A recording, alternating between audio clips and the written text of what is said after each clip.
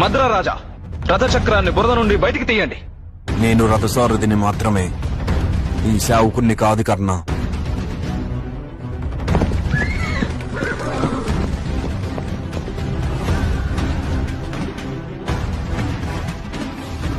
ఈ యుద్ధం పూర్తయిన తరువాత ఈ మాతకు నీ జన్మ వృత్తాంతాన్ని ప్రకటించేందుకు అనుమతి నివ్వు పుత్ర.